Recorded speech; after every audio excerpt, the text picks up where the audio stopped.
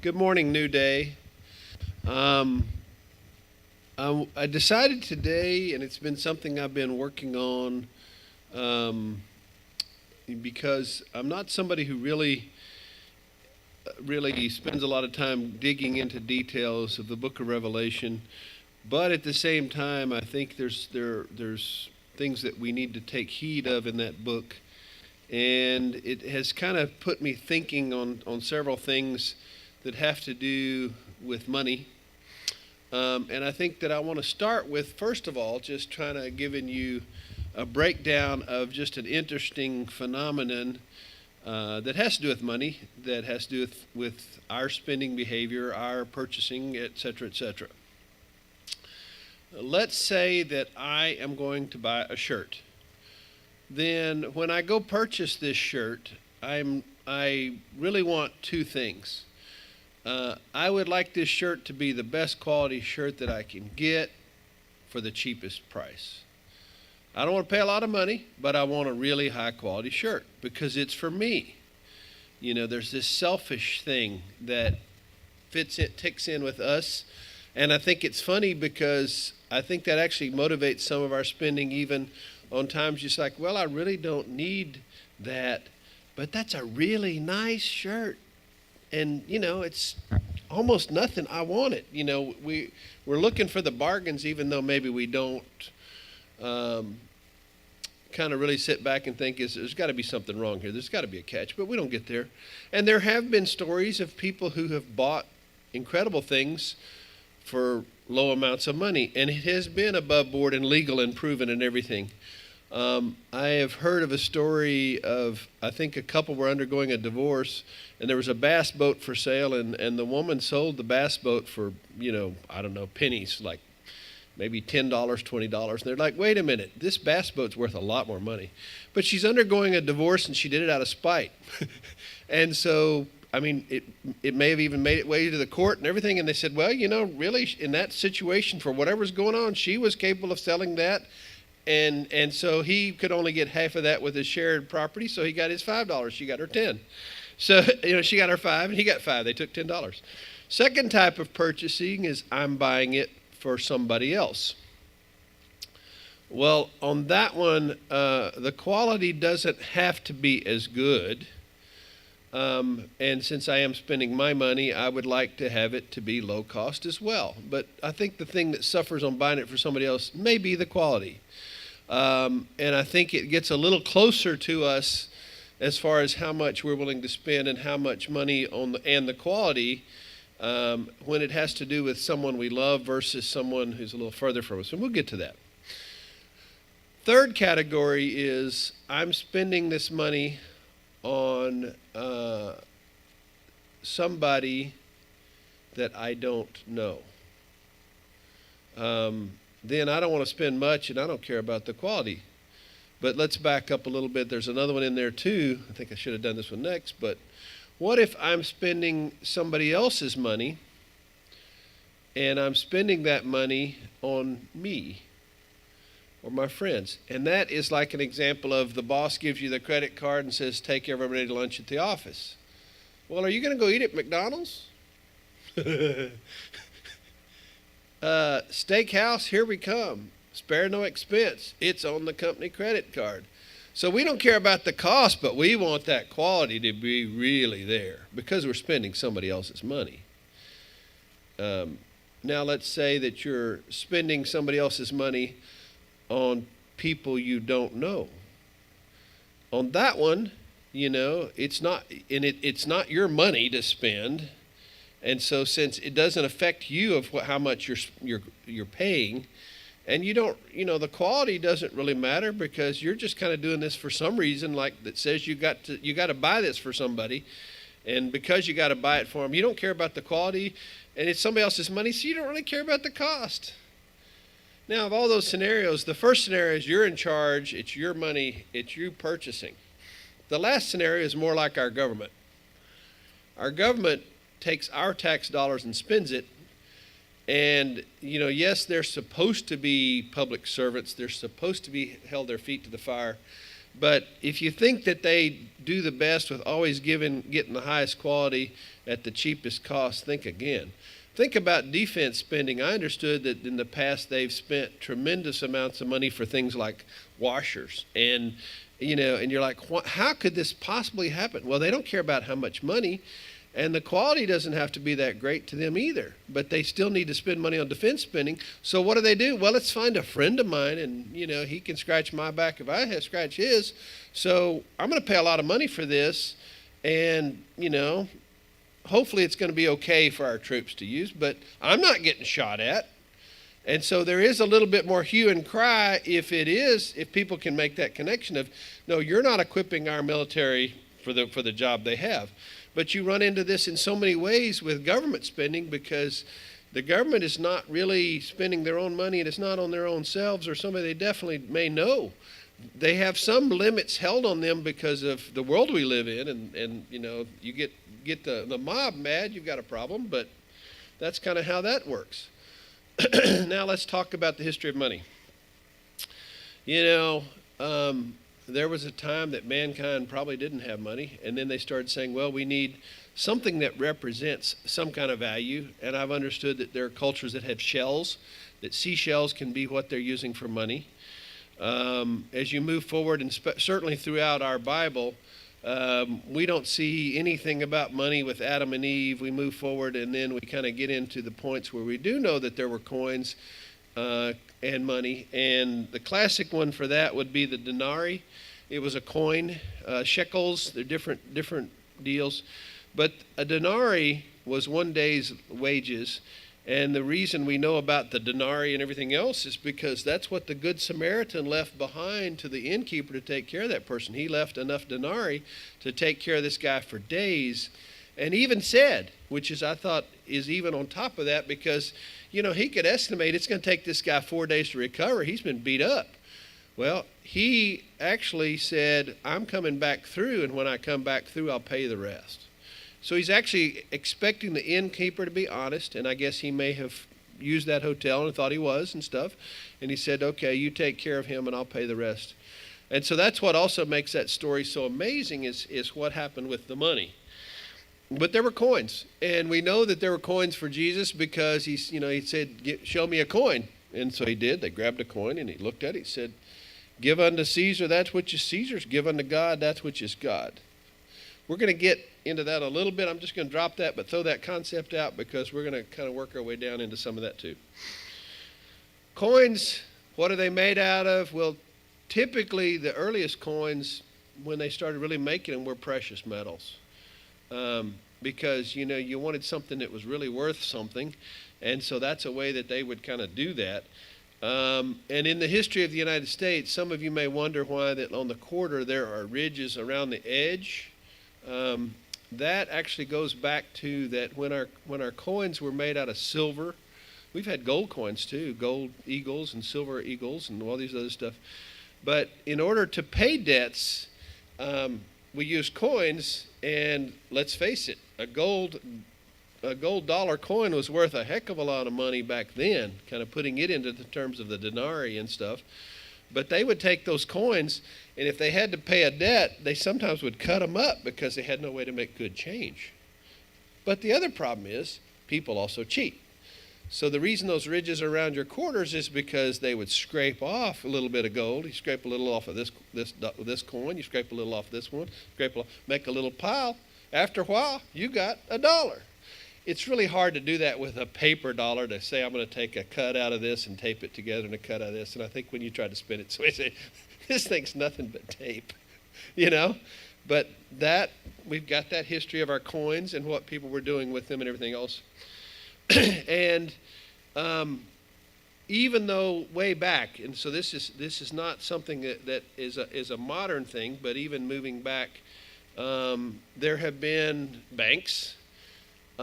You're probably going to have a little different take from what I understand. I am not Muslim, but I understand that Muslims are actually not able to charge interest of another Muslim. That they can't charge, for the loan. Whereas that's a common thing for the United States. Is you want a loan, well, how much is the interest and what are your payments and Are they, how are we going to pay this? So, but there were, in the history of the world, we know about the Templars, the Knights Templars, and what they would do is people were going to the Holy Land, but in the process of going to the Holy Land, it was dangerous. And if you have these coins, somebody could take them, and then you have everything you need when you get there. It's gone. And so what they would do is actually do the kind of a form of checking. They would give you a piece of paper that had somebody's seal, writing, whatever. You could hide that piece of paper somewhere, and you'd take it. When you got to Jerusalem, you'd take it to the Knights Templar, and the Knights Templar says, this is like a check, is worth this much money. They would give you that cash and coin while you're in Jerusalem, and you're safe. Kind of like traveler's checks. We don't do those anymore either, but they're still potentially available. I've used those before. And for those, you better not sign them in advance. You better sign them while somebody's looking, because they're going to make sure that the signature is the same before they'll give you your money. And if you sign it, they don't have to honor that at all. So that, but it's a form of checks, but it's a form of banks. And there has to be communication. Even with your bank, let's say you're going to write a check. Well, if this, and I don't know how they have the systems and what they have and everything else, but if this check signature doesn't look like yours at all, it probably is not going through. If this check is a ridiculous amount, it's probably not going to go through. Even with credit card purchases, they can call you and say, is this really a legit purchase or not? Because somebody is still taking some responsibility to say that their product, whether it's a check or their credit card or whatever, has some protections to protect you as the person who is invested in them and using that as a way to pay for stuff. So that's why there's fraud and all this other stuff that they try to prevent some of that, and they work with it. That's why we have the chips on the cards and all this stuff. Okay, but there has to be, sometimes there and even within just one bank to another, or money orders or whatever, there has to be communications between the two to say, yes, this is okay to give this to this person. And they may charge interest on that, which also makes the world go round for the financial institutions. Well, you can have $100, but, we charge $1 service fee for this to happen. It's like when I don't know if you've run into your ATM, you take your ATM to a bank that's not your bank, and they may charge you a service fee of $2 to $3. That's a third of a tithe. So, it's kind of interesting, but they're making it. So, in the church, though, and we know that there was discussion about what we're supposed to give to God, and it goes back even to the sacrificial system. It was like a tenth. Tithe means kind of tenth, and you were supposed to give to the church. But when the sacrifices were happening, you gave an animal, you gave a bird, you gave whatever. Well, the other thing that went in this whole mess and this is what made Jesus so mad, is there were money changers. Because you'd bring your form of money, and they'd say, oh, no, you got to have temple money. You got to, like, this is, you can't bring U.S. dollars into this place. This has to be our special kind of coin and money.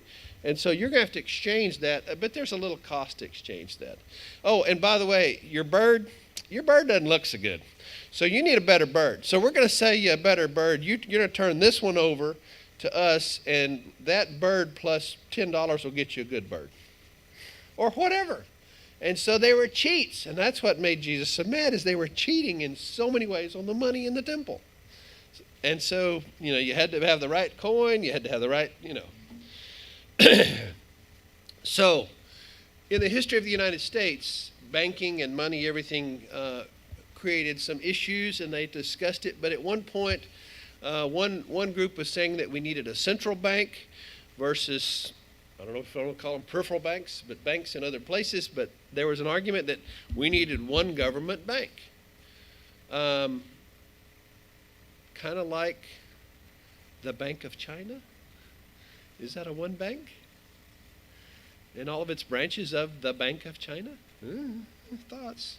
But, they had the different ones, where they had central banks or that they were banks and whatever. And there was big argument, too, about how are we going to say that this paper dollar is worth anything, $1. So there was an argument that we needed to have a gold standard. We need to have gold like in Fort Knox that's there. And for every dollar we print, we better have the gold to back it up. That lost. So what's our money based on now? I shouldn't ask those questions. Show me the money. That was the one thing about the gold standard, is you could show somebody the money. You'd say, we have the gold. There it is. And every dollar we have is worth Its weight, its dollar. Which is kind of going back to the coins. The coins, if it's a dollar coin, is worth a dollar of whatever money was, or $10 or whatever it was.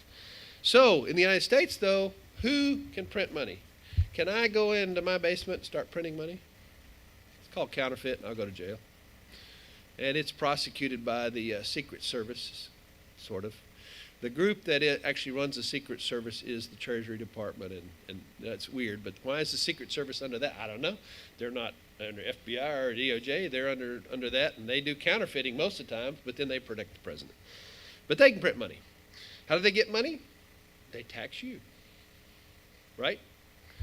In some rare situations, some governments of states may get money that doesn't get taxed. For example, Alaska has oil reserves under their land, and that money belongs to the state, and so you'll get rebates if they sell so much oil. You get rebates on the money. But typically, we're going to tax you, and that's how we're going to pay for whatever we do. And we can print as much as we want because we're the government. We don't have to have a standard by what it is, so we can just print it. And what happens when we're dealing with other countries and we don't have any money? Well, what happens if I want some money and I don't have it? I might come to you and borrow money, right? Or I could come to a bank and borrow money. We do the same thing, and that's why our national debt with other countries, notably probably a lot of it's held by the Bank of China, is in the order of, 30-something trillion dollars. I think the last time I looked at would say that if each and every American could and would write a check for $220,000, we could settle our debt.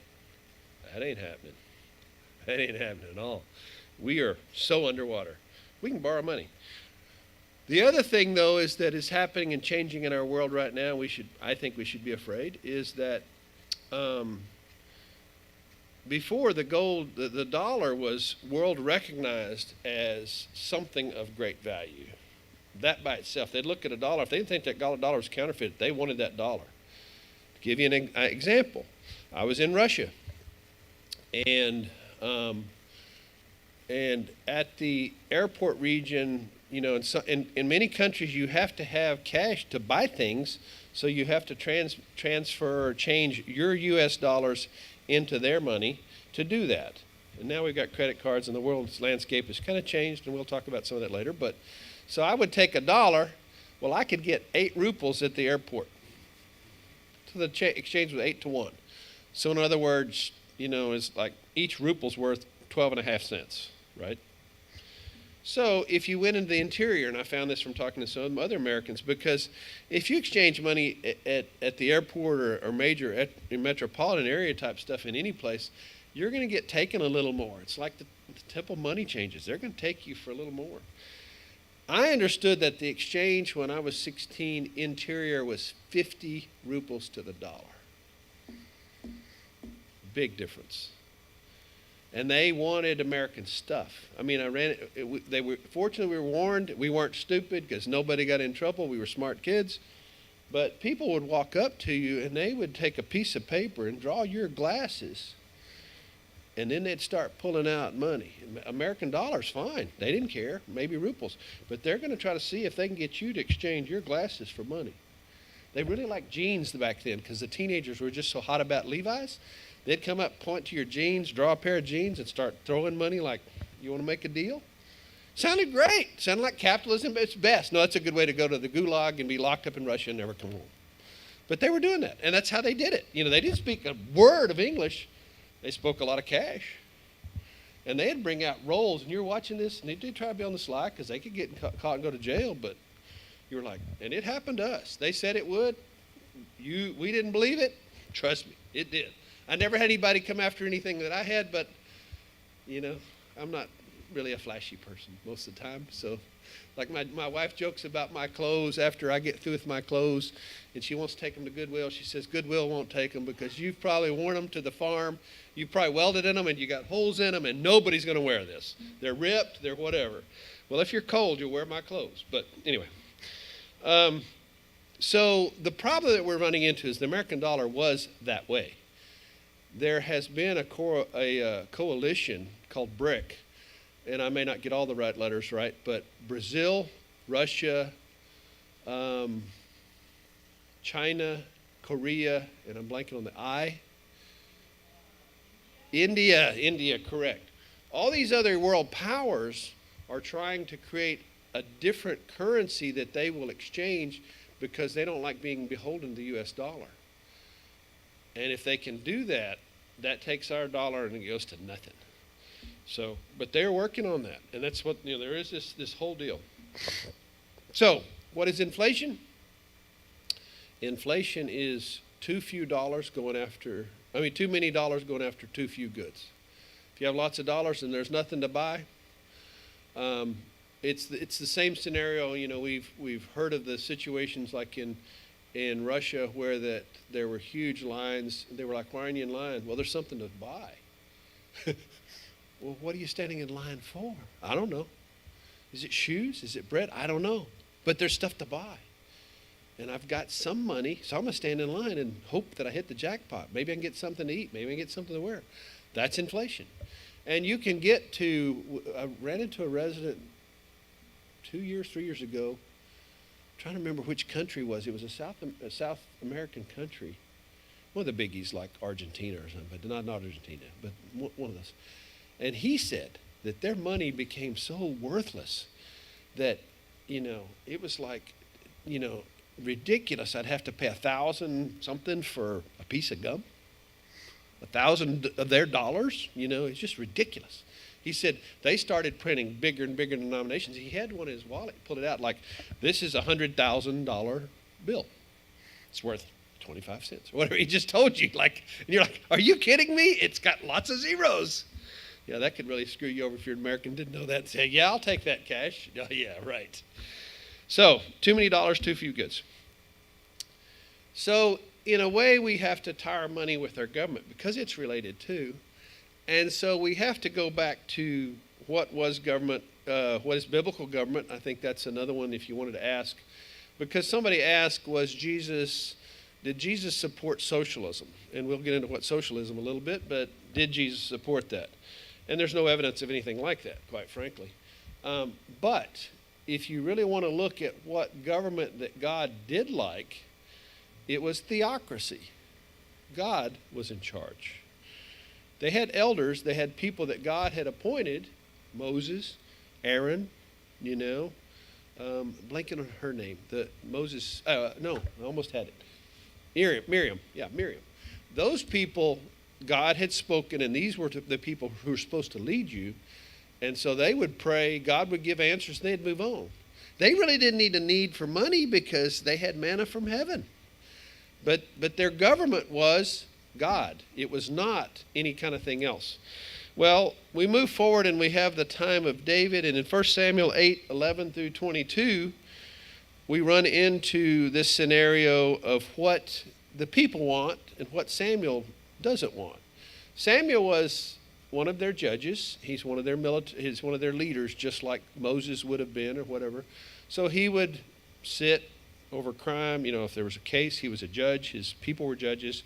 They would make decisions. They were head of church, not head of government, and they would move that way, and that's how they worked. Well, the people came to Samuel, said, we want a king. Samuel said, no, you don't. No, we want a king. We want to be like these other people. Well, let's back up a little bit. What's a Pharaoh? Why, if somebody comes to you tomorrow and says, you can either be king or Pharaoh, which do you take? You take Pharaoh. You take emperor if you're China. Because those two people don't have authority over just your earthly body here.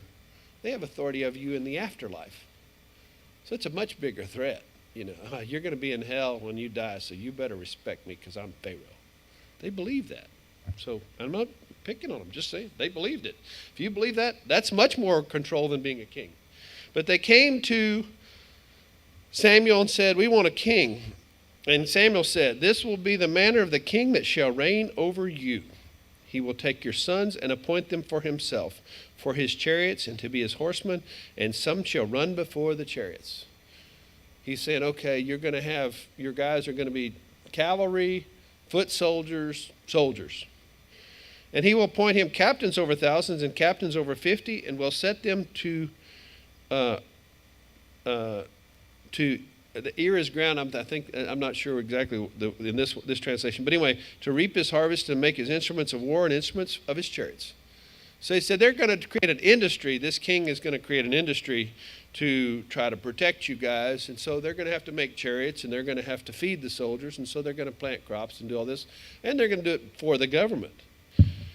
And you can sit there and say, well, what about a theocracy? Where's your army? I don't know how we got into this, but the other day at work at the hospital, it was wonderful, because somehow one of the young residents brought up the whole thing about Moses winning the battle by having his arms up. And so we got in this whole lovely discussion about biblical. God was the army. They didn't need anybody else. God's going to take care of things. And yes, they may have to put their feet to the fire. They may have to fight. But, in the history of the Bible, they were way outnumbered, had much better weapons, had much better things, but God still ruled the day. But they got to do these things. And he will take your daughters to be confectionaries and to be cooks and to be bakers. You got to feed this army. And by the way, I'm king, so it might be nice to have a nice palace. When I was in Israel, one of the things that we got to visit was the site that Solomon's stable for his horses was. And the fascinating thing is there's really nothing there. Why? Because people grabbed that stuff, because it was some of the finest marble, some of the coolest stuff. So if you go dig through archaeology and some of these other places, these horses had the manger that they were eating out of that was not just as nicer than your sinks at home. They were marble. And these horses were tied into basically this was a palace for a horse. You think you ranked, oh no, you took care of the horse. The horse is the one that ranked. But it was incredible. They were doing some of these descriptions, you're like, oh my gosh. So their horses were treated like the Wagyu beef in Japan. Every day they got music, they got fed beer, people massage them, and that's how these Solomon's horses were. But nothing's there because, like I said, even with Dr. Beeman, we take him there and he goes, look at that piece of marble. I could use that at home. And so it's gone. Over time, there's nothing left because the building blocks of what they made it out of was really nice, and everybody took it later. Whether they be Egyptians or, Israelites, whoever, the stuff disappeared. So your daughters are going to go to work. And he will take your fields and your vineyards and your olive yards, even the best of them, and give them to his servants. That's kind of a way of also saying, like I said, our government, they find some crony who's in the business of making military parts and they use a contract with them. It's the same type of thing. They're going to take your land and we're just going to give it to somebody else. Wait a minute, it's my land. Nope, it's the king's land. The king can do what it's good to be king. And he will take 1/10 of your seed and of your vineyards and give to his officers and to his servants. One of the things that happened with Rome, I understand, was that if you had served the army for a certain period of time and everything, and you survived, which is another thing, then you were given a state. You did this for years. You were given a place to live that had vineyards and all this stuff. Where'd they get it? Somebody else's expense. And he will take your manservants, your maidservants, and your goodliest young men, and your asses, and put them to his work. Okay, I want to contrast what happens, because I was watching, yesterday I got a little bit of time watching the A&M game. Cheryl had it on, and A&M versus Auburn. And one of the commentators was RG3. And then I watched, and he was in the Cheez-It commercial. I was like, RG, you're doing good, Well, what would his life look like if he was in the Soviet Union? Football's not really that big of a thing to them. The Olympics are. But where do you want to really have talented athletic people? In the military. So RG3 would probably be in the Army. He would probably have some kind of rank. He would not have the ability to make any kind of money like capitalist off of Cheez-Its or anything else.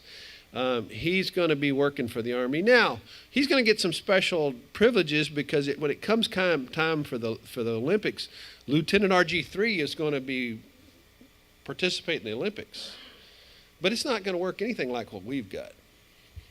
So that's an example. But just to say, because this is where their system works, is they're trying to show off. Kim Jong-un wants his people to show off. They're paid, they're steroided, whatever they got to do to win, because they want the world to see that we're the best. But the rest of the time, it's not about that. It's about army, fighting for the state, protecting. So you're army. Maybe with exceptions, but pretty much you're in their system. Same thing in China and everything else. And he will take 1/10 of your sheep, and you will be his servants. And you will cry out in that day because your king which you have chosen. And the Lord will not hear you in that day. But the people refused. They did it. Okay. So, we talked about Pharaoh. So they went to a theocracy versus what's called an autocracy. An autocracy means there's one person who's in charge. It could be the Pharaoh, it could be an emperor, but in their case, it was the king. So the king has things he needs. He thinks he needs, whatever. So how does he get the money to buy these things? Because, it might be nice to have a Ferrari from Italy if you're king, How are you going to get that money? Well, you tax people. How do you tax them? You have to build an army. Tax collectors. Now, the smart tax collectors would overtax and then save it so when the lean times hit, they still had money to pay. And so they could be seen as kind of wealthy, but at the same time, if the king gave them too big of an amount to pay for, they were in trouble. I understand the tax collectors hated their jobs, but many of them inherited it, so they really didn't get to pick where they're going to be tax collectors. So Matthew, when Jesus offers, Zacchaeus. When Zacchaeus or Matthew, either one, when Jesus offers them a chance to get out, they gone. But their tax collectors would be people like in Robin Hood, right? And so you got the Sheriff of Nottingham, his job is to tax. Well, I kind of started looking at this and I thought, wait a minute. I grew up in a small town, and I think I remember a sign that said that in our small county, it was sheriff and tax collector. Okay? We'll get to that. So, reading a website, it says the sheriff acts as a conservator of the peace, and the executive officer of the county and district courts serves writs and processes of the courts, seizes property after judgment, enforces traffic laws on county roads, and supervises the county jail and prisons. In counties of fewer than 10,000 residents, he may also serve as ex officio tax assessor and collector. Wait a minute. So there needs to be a legal process where I can take your stuff from you. If you don't pay your taxes, you're going to lose your stuff. Just like the king. So there was another form of government back then that, the Greeks developed called democracy. Democracy meant that every citizen, and they had guidance on this. I mean, like, for example, you might not be old enough to be a citizen. You had to, I don't think that the females got to vote. I think if you were a servant or a slave, you didn't get to vote. But there was a group of people that would meet, and if you met the criteria to be, you could vote. And they would get together, and it was a small country, so they could vote on all their big issues. And so they actually had the democracy. When you get larger, that doesn't work. I mean, in fact, I was even thinking, we could electronically, which I'm going to get into electronic stuff in a minute, but we could electronically vote. We could all get on Facebook and vote for everything that happens in our country. Problem is, not everybody has the technology to get to vote. How are you going to make sure that everybody's voting is you lose your rights in our country because of things that you've done that are evil. If you've committed crimes, certain crimes, you lose your right to vote. You have to be a citizen. You have to prove that you're a citizen of the United States to be able to vote. I had a big argument with somebody at Scott and White, and she was going on and on about something. I was like, this girl doesn't understand our system. And finally I found out she's not from the United States. She doesn't even have citizenship. And I'm like, so you want to be able to vote? Well, why can't I go back to where your country is and I'll just vote too? Is that fair? No. So we have a representative democracy. We vote. We have representatives that vote for us. Now, the difference is with a democracy, well, if you don't like the group, you can argue and try, but if that doesn't work, I guess you can kill the opposition. In a representative democracy, we're supposed to be able to vote people out, but it doesn't seem to work real well. We've got a lot of people that probably shouldn't be running our government, and nobody seems to do anything about it. I don't know, it's just my thoughts. So the other forms of government, socialism, communism. I understand we really have never had and never really well, we may someday, but really have communism, because communism means that the government pretty much owns everything and they assign stuff. We are working more towards a system of socialism, a cashless, moneyless, stateless society that, and it's not like a representative democracy because the people in power are the people in power.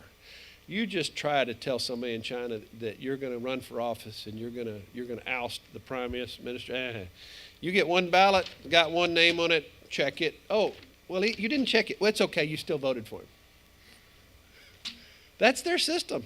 And I was there for Tiananmen Square. I mean, yeah, you make a stink, you die. It's not a big deal. We'll get into that some too. And so I started looking at socialism in the world last night and kind of shopping around. And I'd heard that Sweden was socialist. That actually is not true. That's a lie. Socialism, they had a period that they kind of did that, but they've actually swung and they're not really like that. I mean, people are throwing that word, but they're really not. Because I thought it was interesting. We have people like Bernie Sanders thinking we need to be socialist like Sweden. We'll get into that. Or Ocasio-Cortez said we should be like Venezuela. Well, if Venezuela was so good, why is everybody trying to come to our border? But anyway, so here are some things, some facts about Sweden that kind of blew my mind. If Sanders and Ocasio-Cortez really want to turn America into Sweden, what would that look like? For the United States, it would mean, for example, more free trade and a more deregulated product market. No Fannie Mae and Freddie Macs, which are government loans that means that you don't necessarily have to have the capital you don't have to have something of value to have this home. We're just going to give you the loan. And if you default, it's going to hurt the banks and everybody else. It's going to hurt everybody, but we're not going to worry about that. And the abolition of occupational licensing. Can you imagine if you didn't have to pay for your nursing license every year, like ever so often, Can you? Yeah, I see a big smile. Yeah, you don't have to pay for occupational licenses in Sweden. And minimum wage laws. There's no minimum wage laws because they let the system decide how much this job is worth. The United States would also have to abolish taxes on property, gifts, and inheritance. And even after the recent tax cut, America would still have to slightly reduce its corporate tax. Americans would need to reform Social Security from defined benefits to defined contributions and introduce private accounts. We're in a huge, big mess because Medicare, Medicaid, Social Security, our politicians spent the money. It's not there. In this system, the money goes to you off of your paycheck that you work, but it's a way of making you save for your retirement, but you got it in a private account. Yes, it can be punished if you get it before you're 65 or whatever. They set limits. But that money is there for you to retire. And it's not that the government has control of it and can spend it. I'm sitting here going, I've worked for 30 years at the hospital, and I really wonder if Social Security is going to pay me a dime because they don't have the money. It's a scary place to be, but it's truth. They don't have it. Americans would need to reform Social Security from defined benefits, defined contributions, and introduce private accounts. They would also need to adopt a comprehensive school voucher system where private schools get the same per pupil funding as public ones. So Sweden is not what they're selling us, or they act like they're selling us. It's interesting. So how do you deal with your taxes? Because we're talking about money. Let's deal with my taxes. Let's say I don't want to pay them. Maybe there's more than this, but the two ways that I can think of is one is evasion and one is avoidance. Evasion has to do with you're smart enough to find the loopholes in the law and not pay taxes. And that's legal. And it's not illegal. In fact, that was one of the things when Trump was running. They said he didn't pay any taxes. Like, I want his attorney. That guy is bright because he brings in lots of cash, and they have ways of dealing with it legally because they tried. They looked at his taxes. They never took him to jail. They couldn't because he had good attorneys. Evasion. That's one. You try that. What's the other one? Avoidance. I'm just not going to pay my taxes. What happens to your house if you don't pay your taxes for 5 years? They sell your house. And they take the money that they make from selling your house and they pay the debt that you owe first, and then you get whatever's left over. But you're out of your house. You're gone. It's not your house anymore. Which is like, wait a minute, I paid for this thing. I spent years paying for this thing. I own this house. I get very upset about property taxes because a couple of things that my understanding, talking to some bright guy one time, that he was like, in the United States, that property taxes were never the plan. The plan was to basically tax things like businesses, corporations. You know, if you had a farm, you got taxed off what you made off your farm, those kind of things, but never an individual person. And you do see that people are smart enough to put some of their stuff into their own little corporations and stuff. So that way they don't have these property taxes the same way, but they still may have them. But you're not going to avoid it. The things that I don't like about property taxes. Number one, the government, who is ever in charge of this property tax, is going to look at how much stuff sold around you and what it's sold for, and they're going to reassign values to your property based on that.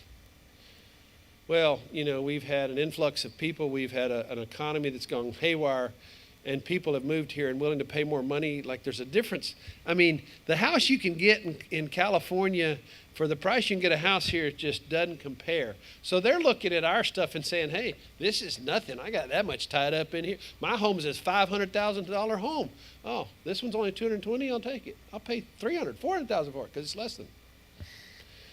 So the values change. We don't have any control over those values. Somebody assigns them, and it's going to fluctuate like that.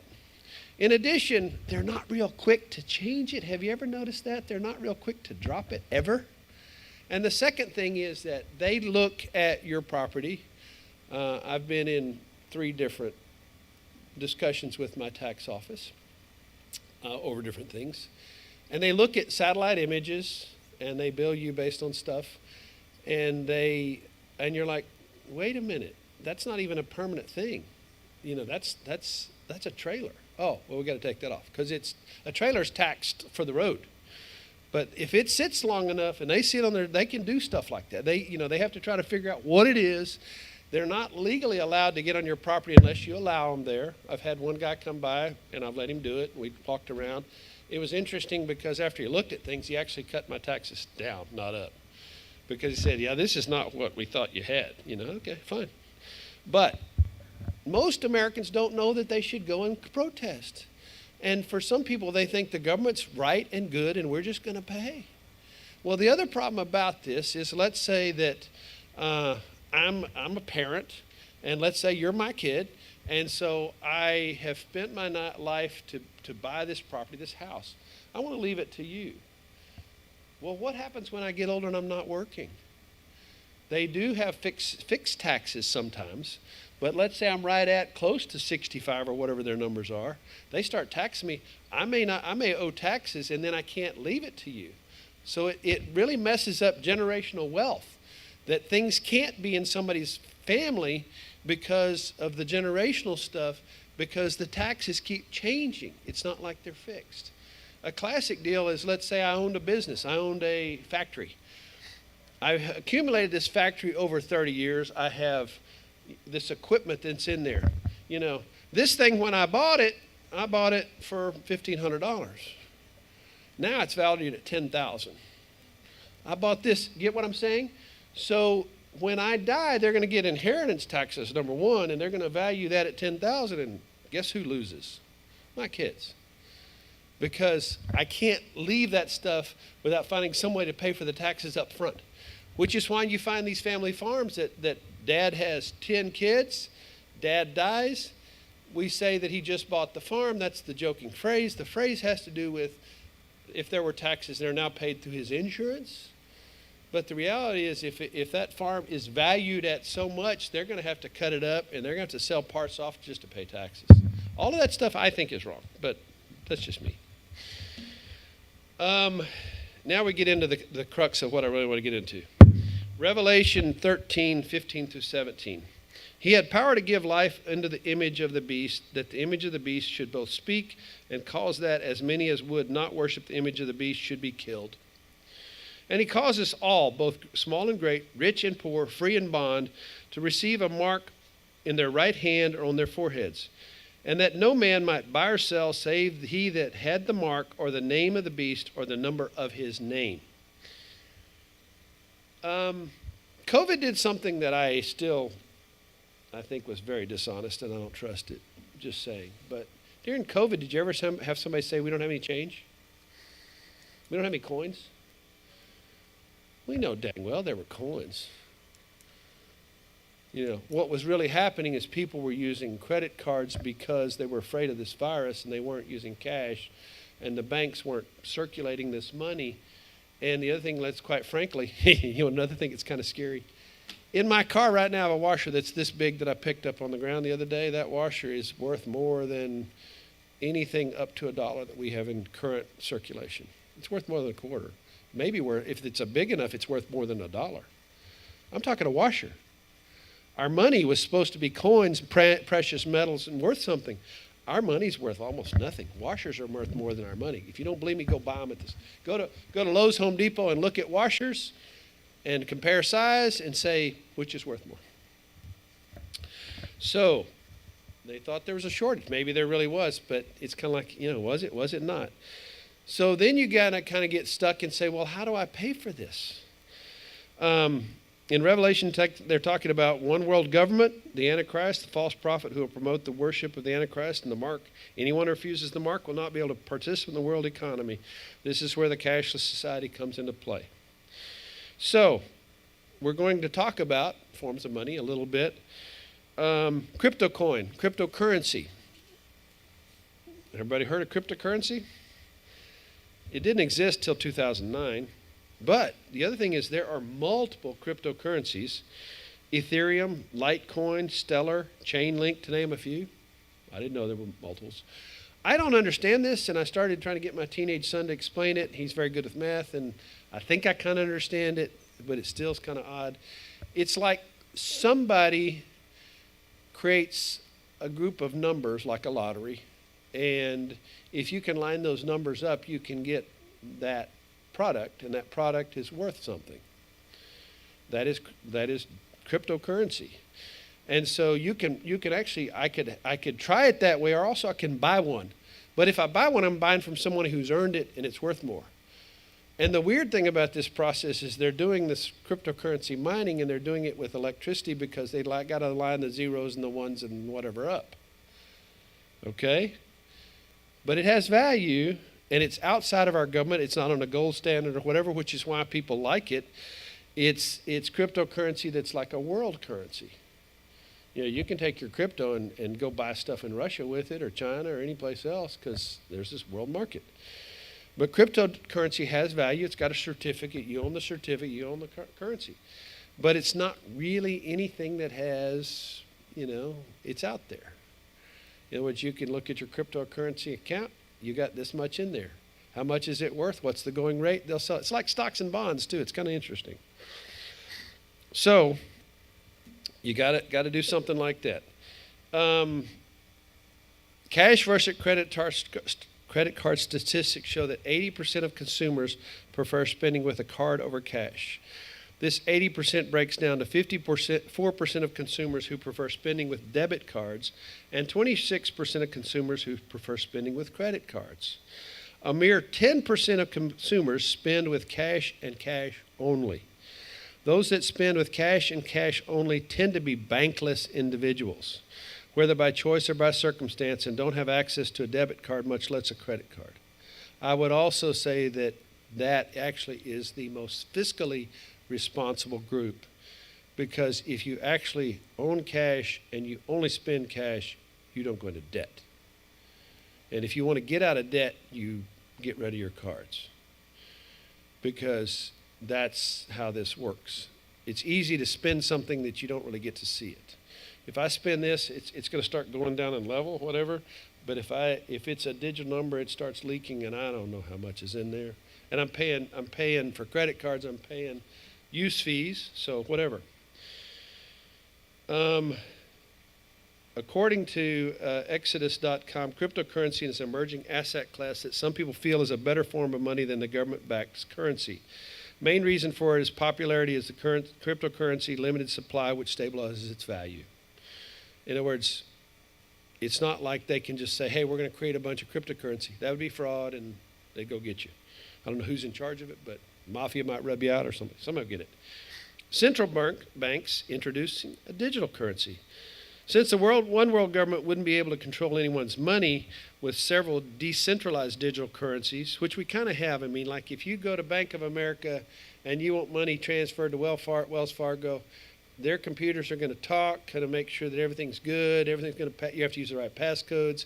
They're going to say, yes, this is acceptable. They're going to look at the thing and say, show me what they did to spin this. Is this correct? Is this, before they do it. Okay, so you kind of have that digital currency between banks, sort of. But then how will the central banks compete with the already established cryptocurrency? The short answer is they won't have to. The central banks will introduce their own digital currency at one point. Once that occurs, national governments will undoubtedly start introducing regulations and laws to effectively move cryptocurrency out of the way. That's already happening. We already have our U.S. government going after crypto in a big way. Then comes the one world economy. What will cause countries to accept this cashless society? Klaus Schwab and the World Economic Forum are pushing for what they have termed as a Great Reset. If you want to read about it, they've got, Agenda 21, and they're going to talk about a reorganization of human society. One is carbon tax, that based on your behaviors, based on somebody's opinion, you are going to be taxed. Corporations control. That was the big thing about socialism and communism and who controls the way that we have cars made, et cetera. You don't have to, like in communism, the government would own all of that stuff. The government would own all the manufacturing, all the food industry, everything. Well, they don't really have to do that, because if they can really get control of the company through taxation or through regulations or other things, then they don't have to own the company. But that's something else. Okay, and so by this reset, that means a massive change or the outright elimination of our economy. Income, services, and jobs, private property, personal property, individual choice, families as we know them, information sources, communication, entertainment, energy source and use. Oh, you can't burn a propane stove, or you can't use a natural gas stove in your kitchen. Just saying. Education process. Oh, your kid has to go to this school. Food source. We don't buy from Argentina. You can only get bananas from here. Housing. This is where you're going to live. That's going to control cities, farms, healthcare. Do they already have a big foot in healthcare? That's why healthcare doesn't work. Is right now in the United States, healthcare is a silly mix of socialized medicine and capitalism. And the problem is there are people who can't pay and also people who don't pay, either way or whatever. But by the people that don't pay, you have to charge somebody. And so in order to keep your doors open, in order to pay for lights, in order to pay for the operating room, in order for nurses, doctors, you have to have income. Well, if our federal government says that a Medicare visit with a doctor is worth $25, which doesn't even pay to keep his office people going, his lights on, et cetera, then you got to charge somebody else more. So you switch it over to the insurance, and you start charging the insurance companies more money.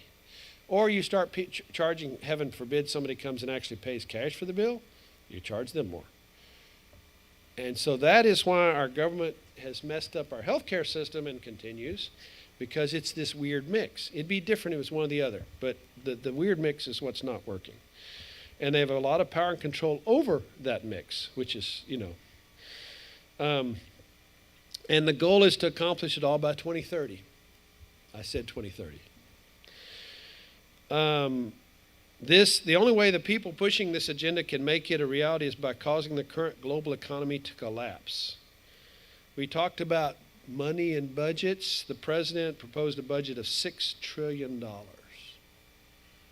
My mom once said, when we were dealing with numbers, she said, don't even think about $1 million because you never would ever be able to probably count $1 million in your lifetime. You have no concept of how $1 million is. I mean, she was like in a room, she said 1 million bottle caps would easily fill this room. She's like, and you're like, you're going through this, and she's just blowing my mind. And so when I was in math and they talk about giga, a gigabyte we use now, but giga, I thought, I like that term, but I don't really have to know it because we're never going to use giga. We use giga all the time. Computers use giga like right and left. It's those cryptocurrency guys are using gigas big, and that's their whole giga system of numbers. They're working through it. And so we've got inflation with COVID. They gave out money, and I think rightly so. There were people hurting and people needed it. At the same time, when you do that and then you print money, the dollar is worth less, inflation is bad, and it keeps going. And so you got to try to get control over it. And it's really hard for anybody to try to do that. Name me one thing that the government has done that has done a really good job, and it's been cheap and effective, and whatever. So a cashless society may not be mentioned directly in the Bible, but it's clear some form of digital currency will be needed in order to fully control who can buy and sell. So let's talk about digital currency. Are there advantages? Yes. It's easier to move the money. It's one standard. Yeah, I can move this money. Easy. The disadvantages. If the government has a central bank and digital currency, can they track your dollars? Can they track your spending? Can they track your tithe? Can they pry into your business, into what you're doing? Can they freeze your assets? I looked at the other quote-unquote socialist country they talked about was Canada. And Canada, remember Trudeau froze all the assets of truck drivers. How the HE double toothpicks he did that, I have no clue. That's way overreaching. Government should not be able to do that, but they did. And he did it unilaterally, which is also even more scary, which may be why we have a lot of Canadians leaving too, but whatever. Freezing your accounts. Is it easy for somebody then to maybe steal from you? If somebody's really bright and knows the technology, their theft would be a big issue. They've proposed something new as well. I don't know if you've heard this, and this is a really bad idea, but they think it's a good idea, and it is if you're a government person because of taxes. But they're talking about a wealth tax. What's a wealth tax? Okay, a wealth tax says that you've been working at the hospital for all these years and you have your money in stocks and stock market because that's your retirement. They're going to look at that and say, oh, it went up $10. You're going to get taxed on that $10. You have done nothing with that money. You haven't made the $10. In fact, by the time you retire, it may be way down here. Are you going to get that money back? No. But they're going to tax you because it looks like you might have gained money. A wealth tax. It could be the same as saying, okay, you have a 2015 Ford Mustang. That 2015 Mustang was a popular car. It went up in value. So it's no longer its value. We're going to tax you for what it improved. Even though you may wreck it tomorrow and get nothing out of it, we're going to wealth tax you. That's why wealth taxes are painful, and they don't really reflect reality, but it's a good way to tax people. There's no due process in a lot of our taxation stuff, You got to hire attorneys. I told you about trying to go in front of the property tax board. You got to do things. And so there's no due process. Well, there'd be no due process with digital currency. The government can say, tomorrow we're going to raise your taxes and we're just going to increase your taxes 2%. Wait a minute. No, I say no. I'm going to call my representative. We're going to vote this out. We're going to change this. Oh, no, it already happened. That's how fast it could happen. They could just tomorrow decide, we're going to create a tax on anybody who has glasses or hearing aids or shoes. Anybody has shoes, we're just going to tax shoes. They could do that. Now, the other thing that's bad about a digital currency with a government that has that much control, I call blackmail. There's blackmail behavior because as Revelation talks about, if you go to some place and try to buy food, and you're not in this mix with the mark of the beast, whatever that is, whatever, if it's a number, whatever, you don't have the right card, you don't have the right credentials, whatever you don't have, they don't sell you food and you're starved. And so they have control over you. They may not like the fact that you go to New Day Fellowship and you're tithing, and they see that. They can say, okay, that's fine. You can go to New Day Fellowship and you tithe, but we're going to create a tax on your tithe, which means that anything you tithe to them, we're taking out of your account for the government too. Because, let's face it, socialism and communism really hate the family. They really hate morals. They hate religion. It was interesting. I've been reading, and it's a huge book. My mom read it, and I thought, what the heck? And I started. It's called The Gulag by Solzhenitsyn. He was a military guy who got arrested and spent most of the rest of his life in prison. And the system with the Soviet Union and all these changes, it was really corrupt. It was really bad. But one of the things that they did to their churches, and I thought it's fascinating. One of the things with the churches decided, how do we protect ourselves if the government is coming after our churches? And the Eastern Orthodox, they have icons, relics, They might have altar candles that are gold or silver. Government's coming to get them. What they would do is ring the bells, and everybody in the village would come and stand around. And it stopped theft. So what did they do to get it? Because they did that. They had a famine, and so what they said is, oh, you're the church, and one of your things is you're going to feed the people. And so they basically made those churches sell everything they had to try to feed the poor and ran them out of business. Because they had that kind of power. They could have government stores. Oh, you can't buy shoes because you can only buy shoes from the government store. Got kind of that. So, sounds like I've given you a lot of negative and bad, all that kind of stuff. Is cashless society something to fear? Answer is no. Answer is no, because we have a different bank. 2 Timothy 1:7 says, God hasn't given us the spirit of fear, but a spirit of power, love, and a sound mind. I recently read something, ran across, there's a guy named Vince Everett Ellison, fascinating story, incredible guy. He's an author, but one of the things he said that there are over 365 places in the Bible that God says, fear not. There's actually like 500, I looked, and it may not say fear not, but he said, don't be afraid.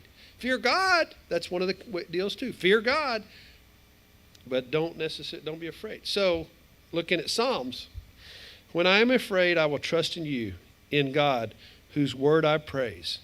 In God I trust. What is on our money? They'd love to take that off.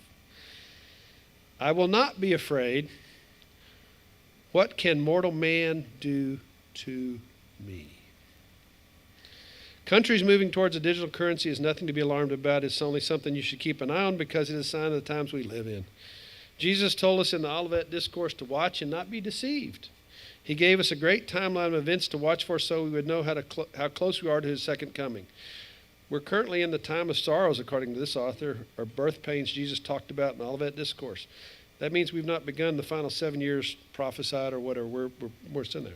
But anyway, so what does it mean for you? Pray, prepare, and watch. How does that mean to you? What do you do? Leave that up to you. But I think that certainly as Christians, I think that we should do our best to fight against things that we know are bad and things that are prophesied that are bad. And I think we shouldn't have a one world order, and I don't think we should have digital currency, and I can go through a long, long list. I don't think we should have property taxes. I don't think I can go. But it's going to take Americans to change the system through the vote or whatever means to change the system so that doesn't happen.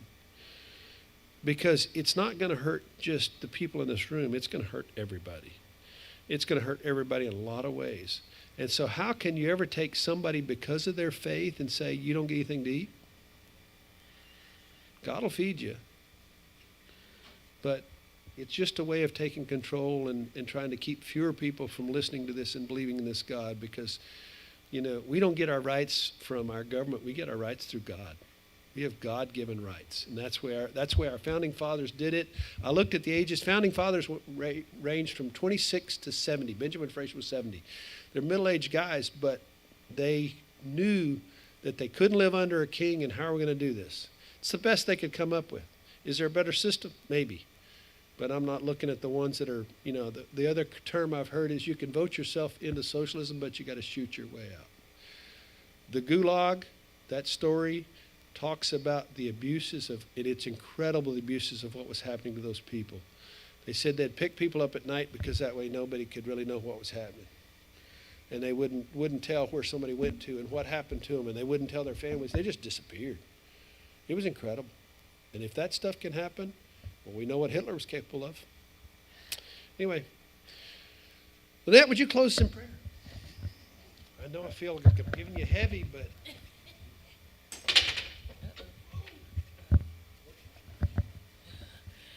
Father God, we thank you for being our Lord and our Savior. God, we thank you that you had a plan and you have a plan for our lives. And so regardless as to what we come up with, we know that you are the God that is in control. We remain and still will ever be one nation under your leadership. And so, Father, as we go forth not in fear, but we go forth in faith, knowing that you have everything under control. God, we thank you for your awesome presence. We thank you for your word. And we know that there is never a situation or place that we could ever be that you will not be with us, that you don't know where we are. So, Father God, we thank you for that.